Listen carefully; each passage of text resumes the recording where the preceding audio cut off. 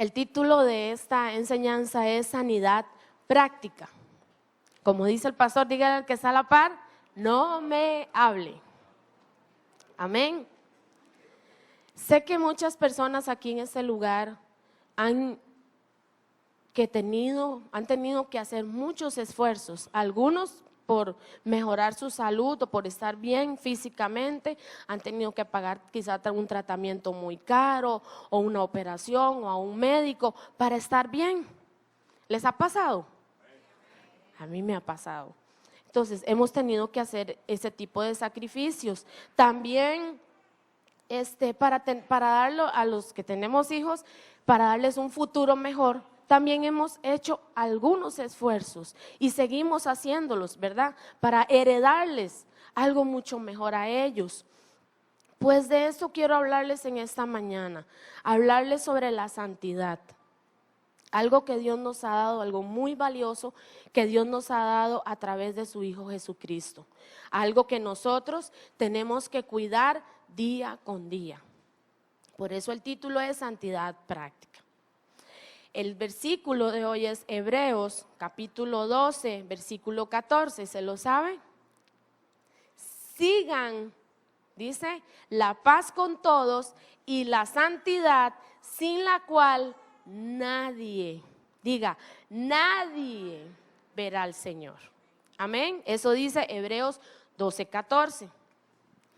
Le voy a dar ahora algunas definiciones. La primera palabra es santo. ¿Qué es santo? Santo viene de una palabra que se escribe kadat, Q, A tildada, D, A, D. Esta palabra significa cortar en sentido cultural, ser separado, alejado de lo impuro y profano y destinado al servicio de Dios. Eso significa santo, kadat. Santidad es una cualidad fundamental de Dios y de su Espíritu, una virtud que es indispensable de todo verdadero creyente. Es un atributo de ciertos lugares, objetos, días, fechas, acciones. Esta palabra se escribe kadosh, K-A-D-O-S-H, kadosh, y significa puro, física, espiritual, ritual, especialmente moral y espiritualmente. Eso es santidad. Agravio es un hecho o insulto que ofende a una persona por atentar contra su dignidad, su honor, su credibilidad, especialmente cuando es injusto. Defraudar es privar a una persona de algo. ¿Lo han defraudado alguna vez? Privar a una persona de algo a lo que tiene derecho mediante engaño o abuso de confianza. Cuando nos hablan de santidad, muchos quizás pensamos en la ropa. Es que santidad es esto, pero santidad es mucho más que eso, hermano. Y por eso, ahora les voy a hablar de los tipos de santificación. El primer tipo de santificación es posicional. ¿Por qué es posicional? Porque el creyente es separado. ¿Recuerda el sacrificio que hizo Cristo en la cruz? Por medio del sacrificio y su sangre que nos limpia de todo pecado, nosotros fuimos hechos santos. Esa es una santidad posicional. Esta posición no puede ser mejorada porque ya es perfecta. Ya somos santos. ¿Por qué? Por medio del sacrificio de Cristo. Recuérdelo, esta santificación es posicional. 2, la santificación práctica es lo que todo creyente debe ser en su diario vivir. La voluntad de Dios es que todo creyente se separe de toda especie de mal. Santidad práctica, ¿qué es? Lo que usted y yo hacemos para vivir cada día agradándole a Dios. Esa es la santidad práctica.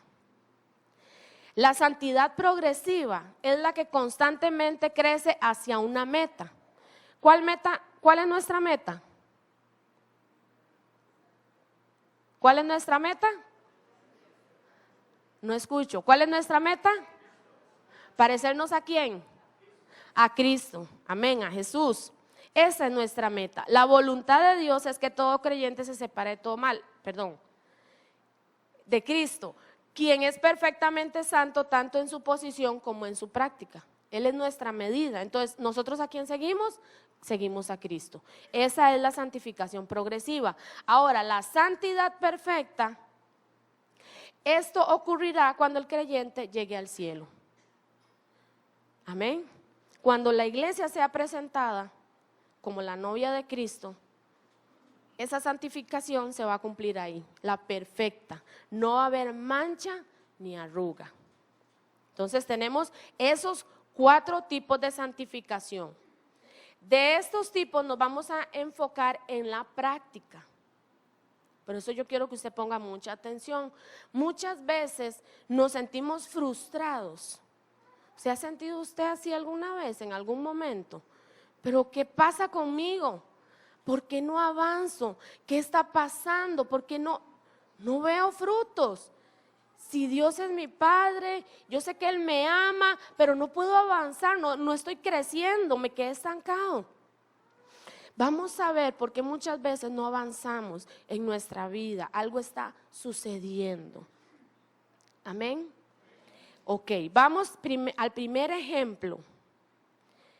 Vamos a ver ejemplos de esta santidad práctica. El primer ejemplo de santidad práctica está en Génesis capítulo 50, versículos del 15 al 23. Vamos a hablar de José. A mí me impresiona mucho la vida de José. ¿Han leído sobre la vida de José? ¡Wow! A veces cuando uno da consejería, la gente le dice a uno, es que usted no sabe lo que a mí me ha pasado. Es que usted no sabe cómo yo he sufrido. Es que usted no sabe por lo que yo he pasado. No, usted no tiene idea. Pero las veces que yo lea la historia de José, yo lloro leyendo lo que él tuvo que pasar. Pero me gusta su historia, porque es una historia sobre una familia y sobre sanidad interior y sobre el perdón. Por eso me gusta tanto la historia de José. Vamos a leer un pedacito. La historia de José empieza desde Génesis capítulo 37. Se brinca al 39 hasta el 50. Usted va a leer ahí y usted se va a emocionar leyendo esa historia. En este versículo, en el del 15 al 23, dice: viendo los hermanos de José que su padre era muerto, dijeron, quizá nos aborrecerá José y nos dará el pago de todo el mal que le hicimos. Y enviaron a decir a José, tu padre mandó antes de su muerte diciendo, así diréis a José, te ruego que perdones ahora la maldad de tus hermanos y de su pecado, porque mal te trataron. Por tanto, ahora te rogamos que perdones la maldad de los siervos del Dios de tu padre. Y José lloró mientras hablaban. Vinieron también sus hermanos y se postraron delante de él y dijeron, henos aquí por siervos tuyos. Y le respondió José, no temáis, ¿acaso estoy yo en lugar de Dios? Vosotros pensasteis mal contra mí, mas Dios lo encaminó a bien para hacer lo que vemos hoy, para mantener en vida a mucho pueblo. Pero ¿qué habían hecho los hermanos de José? En el capítulo 37, versículo 2, dice que José tenía 17 años. Cuando empieza a relatar la historia de José, dice que él tiene 17 años. Y entonces dice que el padre de José lo amaba más que a los demás. Qué problema, ¿verdad? Qué problema para José. Porque dice que los hermanos no podían hablarle tranquilamente, lo detestaban. ¿Por qué? Porque tras de que el papá lo amaba más a él, dice la Biblia que le dio una túnica de colores. Entonces ya usted se puede imaginar, ¿verdad? José ahí todo creído con la túnica de colores, porque solo a él se la habían dado. Y dice la Biblia que José iba y venía, y tras de cuernos palos, a José le gustaba andar acusando a sus hermanos. Entonces le decía al papá todo lo que los hermanos hacían. Entonces usted se puede imaginar, ¿verdad? ¿Cuál era el sentimiento que tenían esos hermanos en contra de José? Y José, entonces el papá le decía, vaya a ver dónde están sus hermanos. Y José se iba y le venía y le traía todo el informe. ¿Algunos tuvieron un hermano así? Lindos ellos, ¿verdad? Dios los bendiga. Pero el corazón de José no era porque él era malo o porque quería vengarse de ellos. Era porque el corazón de José era así, recto. Y sus hermanos no lo eran. Muchas veces cuando estamos pasando por procesos en nuestra vida, nosotros creemos que conocemos la intención de las personas, pero créame, hermano, muchas de esas veces nosotros nos equivocamos. Nos equivocamos, y eso pasaba con los hermanos de José.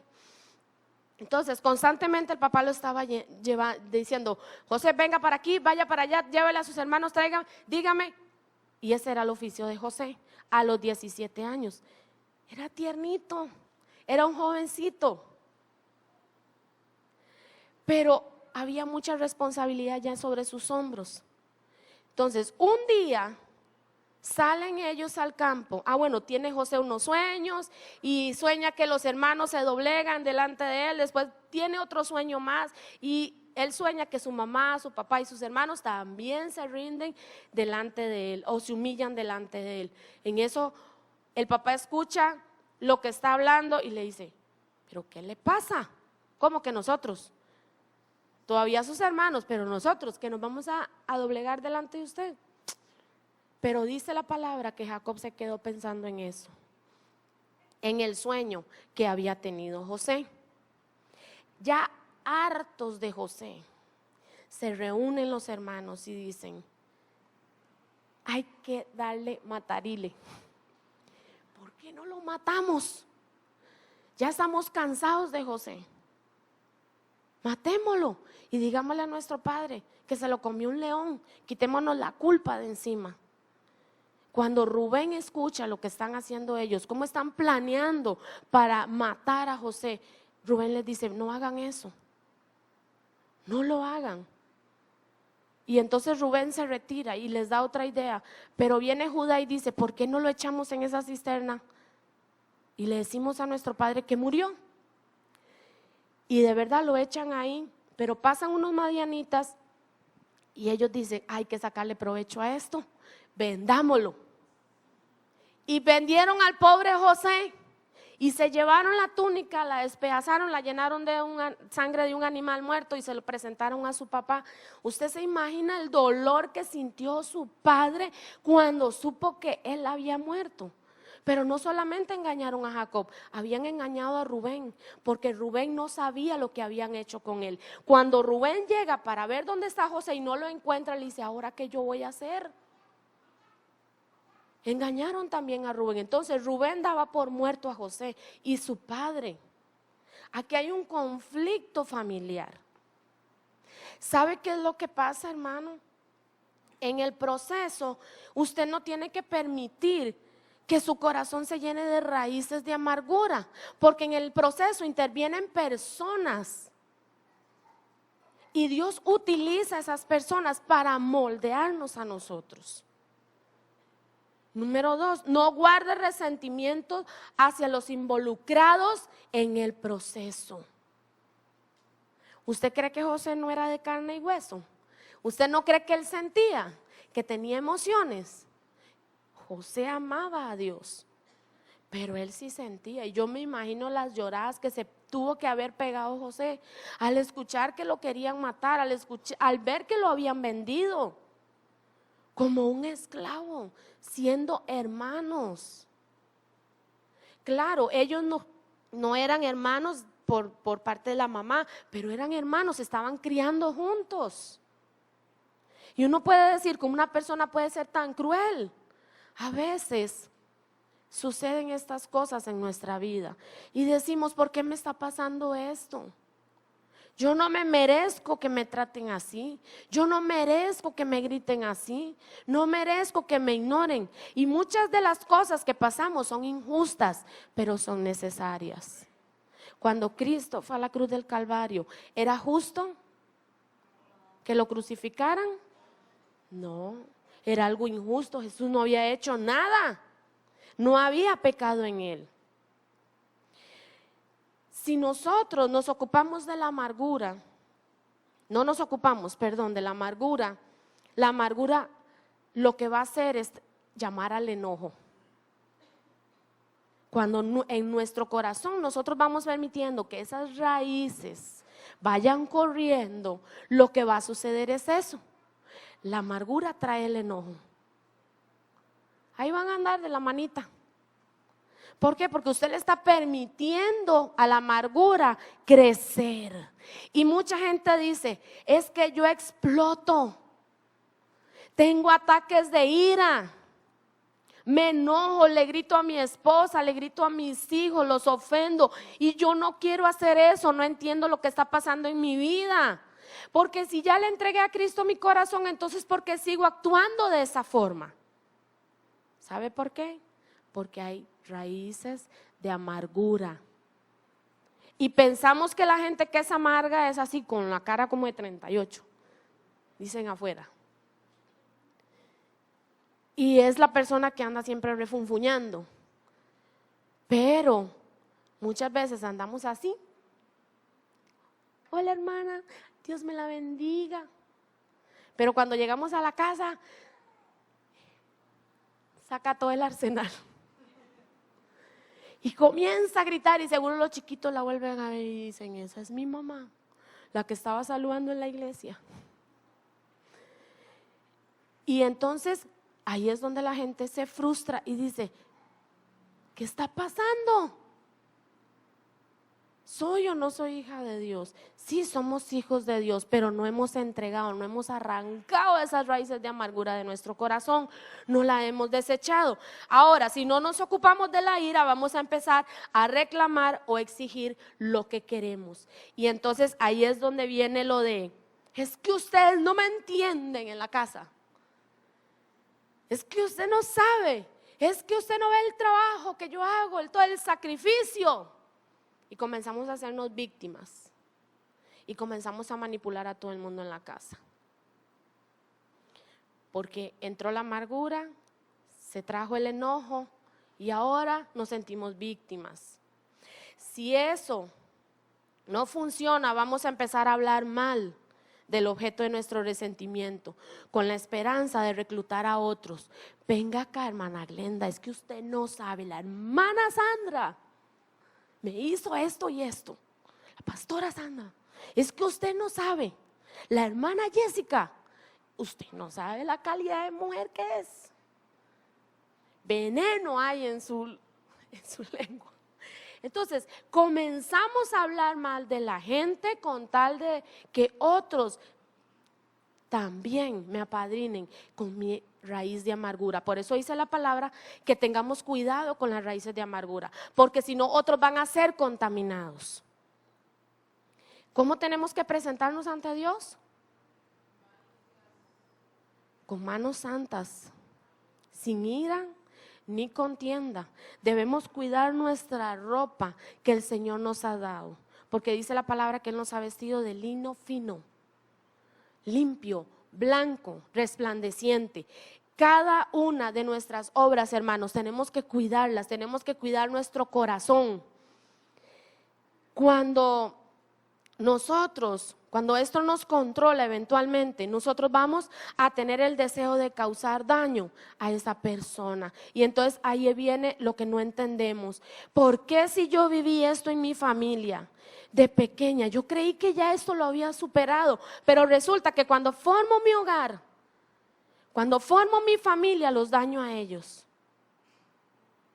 Y esto lo he explicado muchas veces cuando hemos tenido reuniones de mujeres. A veces no tenemos control de nuestras manos y agredimos a los niños con nuestras manos. Le jalamos las orejas, le pegamos un pellizco, le jalamos el pelo, porque creemos que estamos disciplinando. Eso es agresión, hermano.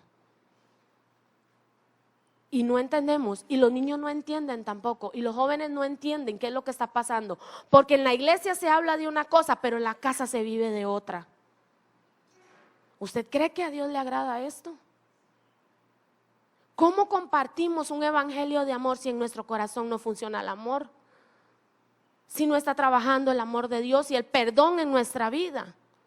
Y muchas veces nos golpea la palabra santidad y no entendemos, la santidad no es apariencia. La santidad no es apariencia, no es como yo me veo, no es como yo me escucho, es como yo vivo. Por eso es una santidad práctica. Pablo nos da consejo en 1 Corintios capítulo 6 versículo 7, porque muchas veces cuando no hemos resuelto en la casa, entonces tenemos problemas también en la iglesia en relación con los hermanos. Vea lo que dice el versículo 7. Así que por cierto es ya una falta en vosotros que tengáis pleitos entre vosotros mismos. ¿Por qué no sufrís más bien el agravio? ¿Por qué no sufrís más bien el ser defraudado? Pero vosotros cometéis el agravio y defraudáis, y esto a los hermanos. ¿No sabéis que los injustos no heredarán el reino de Dios? No erréis, ni los fornicarios, ni los idólatras, ni los adúlteros, ni los afeminados, ni los que se echan con varones, ni los ladrones, ni los ávaros, ni los borrachos, ni los maldicientes, ni los estafadores heredarán el reino de Dios.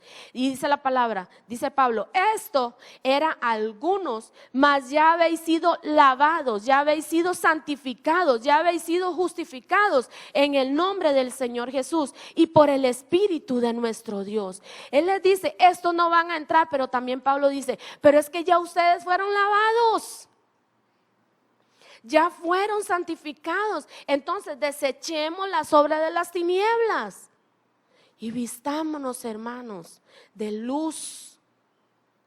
Sufran el agravio, dejen pasar. Recuerda cuando al principio le dije lo que era un agravio, es un hecho o insulto que ofende a una persona por atentar contra su dignidad y su honor. Nos sentimos asustados, es que ¿cómo es posible que me hablaron de esa forma?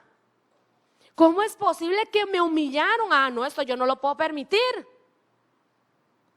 Es que están hablando de mí, es que es mi reputación. Pero la Biblia dice que debemos sufrirlo. Qué dura es la palabra. Yo no sé para usted, pero yo siento que esa palabra es muy dura. Sufran el agravio, pasen por alto la ofensa. Es lo que Pablo estaba diciéndoles ahí. ¿Por qué no sufren más bien el ser defraudados? ¿Por qué no dejamos que sea Dios el que hable por nosotros y nos defienda a nosotros? ¿Cuántas veces, hermano, usted se ha levantado con el mismo fervor, con la misma pasión defendiendo la palabra de Dios? Así como usted ha defendido su nombre. ¿Cuántas veces usted ha defendido la palabra de Dios? Cuando alguien dice algo ofensivo en contra de la palabra de Dios. Cuando alguien ha hablado algo erróneo de la palabra de Dios. Pero cuando nos sentimos ofendidos, cuando nos tocan a nosotros, entonces nos molestamos. La palabra de Dios a veces nos golpea muy duro. Y ahí dice en el versículo 9, ¿no sabéis que los injustos no heredarán el reino de Dios? Dios no se goza de la injusticia, Dios se goza de la verdad.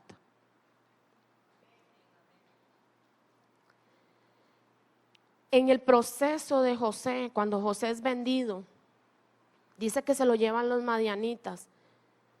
El único que quería a José era su papá. El único que lo quería. ¿Usted se ha sentido así en algún momento? Que no hay nadie para usted, que si no es por su mamá o su papá, o si no es por su esposa. Hay personas que no se sienten amados por sus padres, pero sí se sienten amados por su esposa, por su esposo, por un hijo. Es como el sostén. Pero en ese momento José estaba solo. Y dice que es vendido por los madianitas y los madianitas se lo venden a Potifar. Y Potifar era un egipcio que tenía muchos bienes. Pero dice la palabra de Dios que Potifar vio algo especial en José. Y dice la palabra que lo puso al frente de toda su casa. Y halló gracia José ante los ojos de Potifar. Pero como siempre, el enemigo quiere meter su mano. Dice que la esposa de Potifar, dice que José era un hombre de agradable aspecto. Era guapo.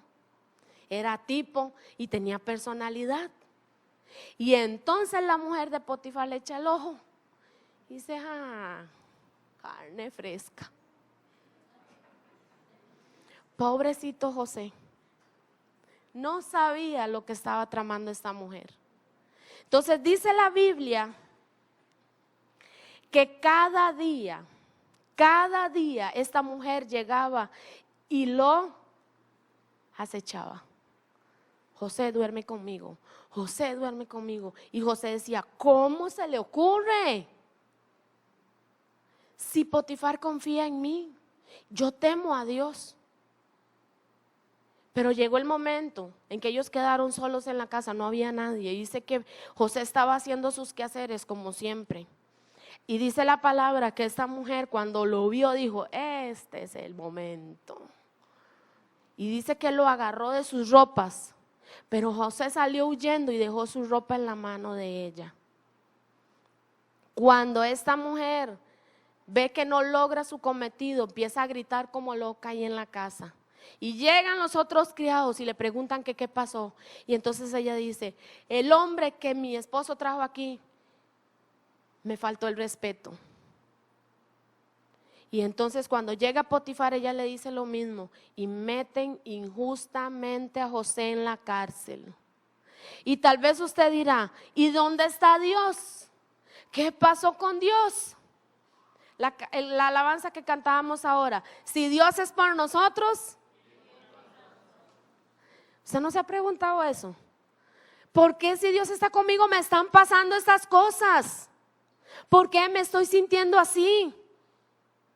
Es necesario el proceso en nuestra vida, hermano. Es muy necesario. De eso sabía muy bien José. ¿Sabe por qué? Porque José, después de pasar de la casa de Potifar, como que siempre era desechado. Paró en la cárcel. Y dice la Biblia que cuando él estaba en la cárcel, el carcelero, el que estaba al frente de la cárcel, le delegó toda la responsabilidad a José porque halló gracia. Halló gracia, esa gracia viene de parte de Dios. Y cuando José estaba ahí, dice que habían dos hombres, un copero y un panadero, y estos dos tienen un sueño. Y entonces José interpreta el sueño. Y el panadero le dice, yo me voy a acordar de usted cuando yo salga de este lugar, porque el otro murió. Y dice la palabra que pasaron 2 años y el hombre nunca se acordó del pobre José. Y estaba José ahí en la cárcel injustamente. Cuando pasan 2 años, el faraón tiene un sueño y comienza a buscar entre toda la gente a ver quién le puede interpretar el sueño, y nadie lo podía interpretar. Y el panadero se acuerda, yo sé quién lo puede interpretar. Entonces manda a traer a José de la cárcel. Dice la Biblia que se cortó la barba y le pusieron vestido y lo presentaron delante de Faraón. Cuando él llega delante de Faraón, el Faraón comienza a contar el sueño, porque lo soñó 2 veces. Y José le dice, esto es algo cierto, porque al tener el sueño doble, Dios va a cumplir eso que se soñó el faraón. Entonces comienza a interpretar el sueño, y cuando José comienza a hablar y termina de decirlo, ¿sabe qué pasó? Se quitó su anillo y se lo dio a José, y lo hizo segundo al mando. Dios honra a quien le honra.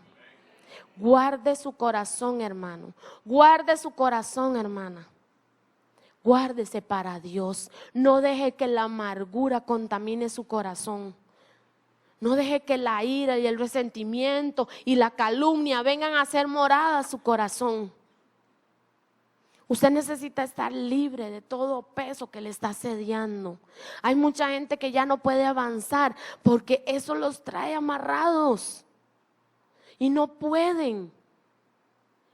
Yo no sé cuántas personas van a ir al retiro. Yo no sé si ya usted se apuntó. Yo no sé si usted tiene el deseo, el anhelo de ir a buscar a Dios, de rendirse delante de Él. Son 2 días, viernes y sábado.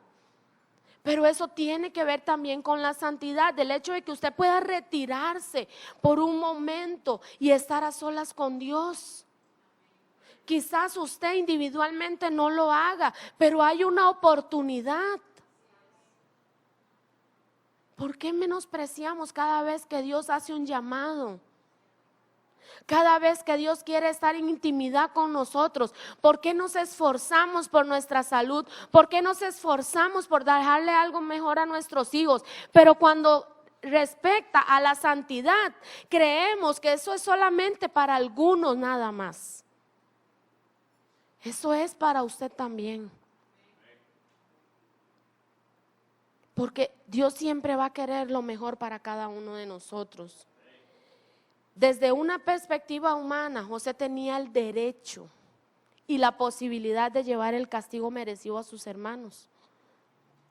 Pero como leímos en la palabra, José dijo, no tengan miedo. Ahora ellos le dijeron, es que nuestro papá dijo cuando murió. Eso era mentira. Ellos tenían tanto temor que tenían que inventarle algo a José para que no se vengara en contra de ellos, porque ellos pensaron que una vez muerto Jacob o Israel, José iba a tomar venganza.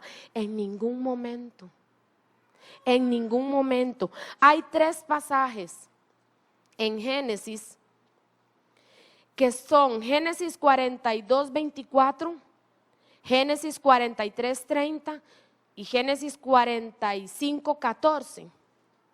Si usted está apuntando, 42, 24, 43, 30 y 45, 14. En estos versículos dice la palabra que José se presentaba ante sus hermanos. Cuando pasó ya lo que había pasado, José tenía 17 años, ¿recuerda? Cuando empezó el proceso. Cuando José fue llevado ante Faraón tenía 30 años. Y cuando José vio a su padre, tenía 39 años. ¿Cuántos años pasaron? ¿Cuántos? 22 años. Solo.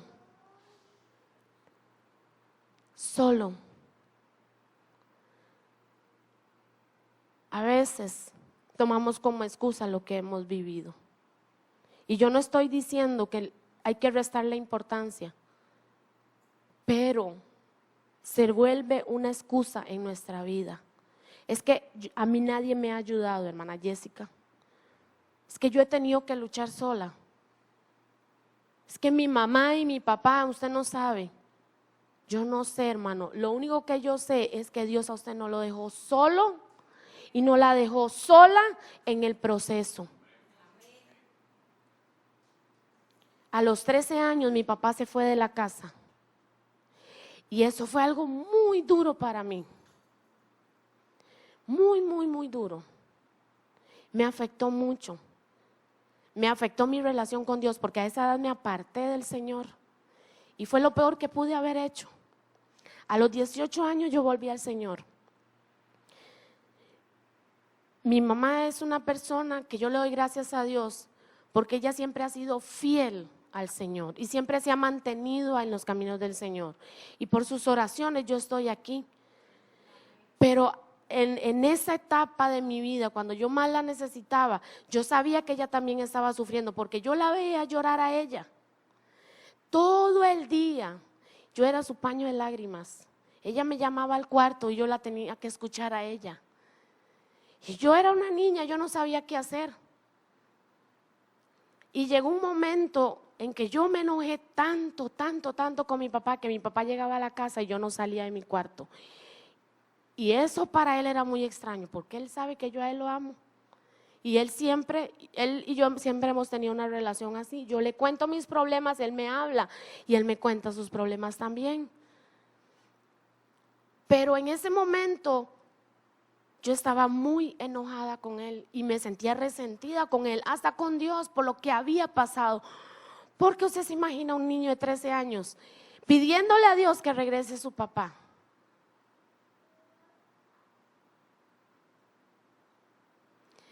Pero sabe, hermano,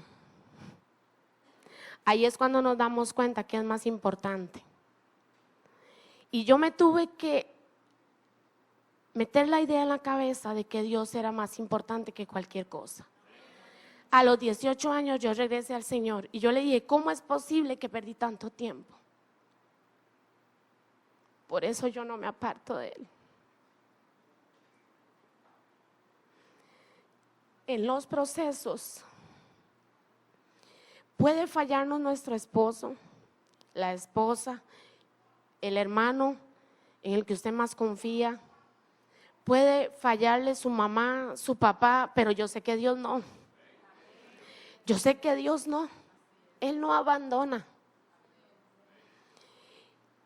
¿Y sabe por qué le digo esto? Porque nosotros como seres humanos, perdón que en mis sentimientos soy así porque me enternece el amor de Dios.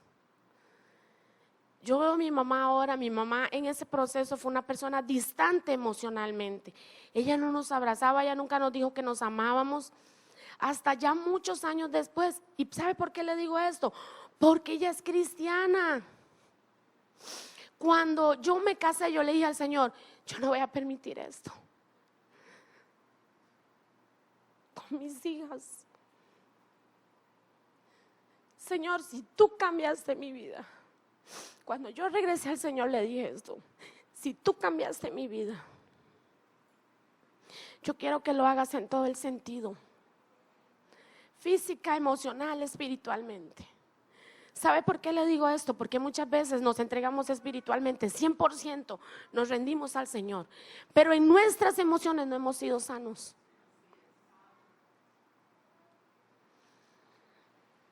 Y a veces uno no entiende.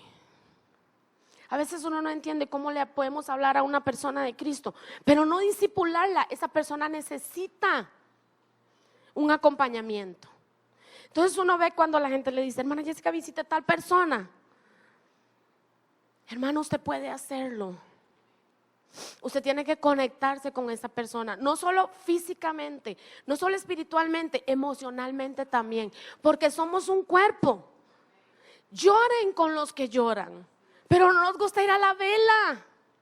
Qué lindo ir a la fiesta, genial, pero a la vela no nos acercamos. A la vela de un hermano, falleció su hermana, falleció su hermano, su papá. Ve, hermano, muchas veces yo no conozco a la persona, pero como es familiar de un hermano, yo le digo a mi esposo, yo no puedo, porque a veces ellos me vacilan en mi casa. Mami, usted no conocía a esa persona. Y le digo, no importa, es familiar de un hermano. Y si el día de mañana a mí se me muere alguien, hermano, yo quiero verlo a usted ahí. Porque somos una familia. Yo lo veo más a usted que lo que yo veo a mi papá. Mi papá vive en Guapiles. Mi familia, la mayoría de mi familia, solo tengo 2 tíos aquí en Limón. La mayoría de mi familia viven en San José. Y cuando yo voy a San José tengo que aprovechar para verlos. Pero ustedes son mi familia. Por eso es tan importante. A veces relacionamos la santidad solo con ciertas cosas, porque esas son las que nos convienen. Pero ¿qué pasa con mi corazón, con mis sentimientos, con mis emociones? Yo tuve que perdonar a mi papá. Él se bajó del carro un día y entró al cuarto y él me traía un regalo. Yo le dije, yo no quiero nada de usted. Usted me traicionó. Y él se puso a llorar y ahí nos pusimos a llorar y nos pedimos perdón. Yo tuve que perdonar a mi mamá también. He tenido conflicto con mis hermanos también y he tenido que perdonarlos aún sin yo hacer nada. Pero la que está buscando de Dios soy yo. No espere, hermano. Usted tiene que conectarse con su familia, con sus hijos. ¿Usted sabe lo que sus hijos piensan? ¿Sabe lo que sus hijos hacen? ¿Sabe quiénes son sus hijos? ¿Sabe qué necesidades tienen? Yo he tenido que ministrar a mis hijas ahí en la cama porque ellas llegan y conversan conmigo. Y yo he tenido que orar por ellas por sanidad interior. Yo a ellas las he acostumbrado a abrazarlas, a besarlas, decirles que las amo. Yo le hago cartas. Yo las abrazo. Me duele un montón ahora porque Kate se va para San José a estudiar, pero tengo que dejarla ir. Ella tiene que aprender muchas cosas. Pero a veces no nos conectamos ni con nuestros propios hijos. no nos conocemos. Y eso es algo tremendo. Eso es algo muy tremendo, porque la relación entre Dios y yo es de padre a hijo.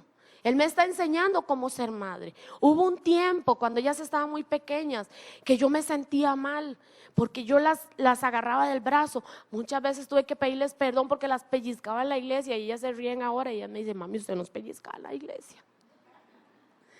Y le digo: sí, perdón.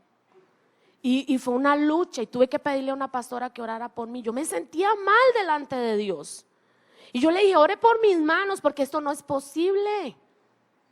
Esto no puede ser así. Yo me siento mal cada vez que yo voy a entrar a intimidad con Dios. Yo me sentía sucia. Y dice la palabra que debemos levantar manos santas, y yo con manos santas voy a levantar.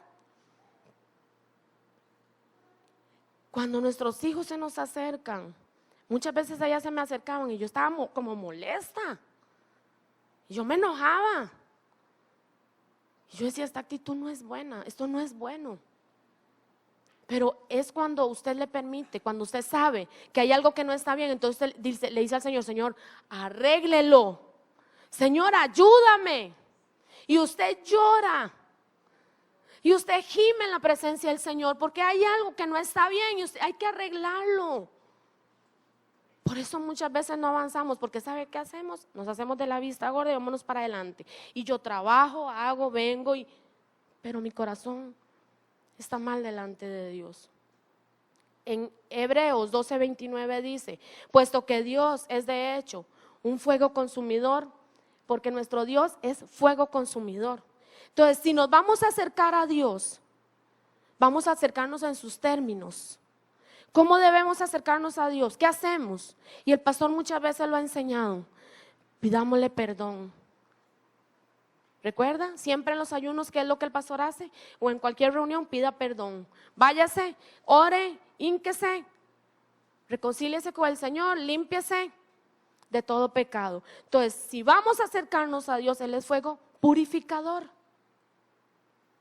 Encontramos un ejemplo en Isaías capítulo 6, versículo 5. Dice que el profeta Isaías se acerca en una visión al Señor. Cuando Isaías se acerca, dice que él ve un trono, ve serafines, ve un altar, y dice que los serafines están en esta posición, tienen 3 alas, una cubriéndose los ojos, otra cubriéndose los pies, y con la tercera ala vuelan. Pero dice que Isaías, cuando entra y ve al Señor en el trono, a Dios en el trono, dice: ay de mí que soy muerto, porque siendo hombre inmundo de labios, mis ojos han visto al Rey. Dijo Isaías: hasta aquí llegué, hasta aquí me la prestó el Señor, porque no había nadie que viera a Dios y viviera. Pero en ese momento uno de esos serafines viene y pone ¿un qué? Un carbón encendido en sus labios. ¿Qué es Dios? Fuego consumidor. Cuando nos acercamos a la presencia de Dios, lo primero que sentimos es culpa. Como Adán y Eva cuando Dios les habló: estamos desnudos, estamos sucios. Eso fue lo que sintió Isaías. Eso es lo que sentimos usted y yo cuando viene la presencia del Señor. Yo le digo: Señor, ¿cómo tú me amas?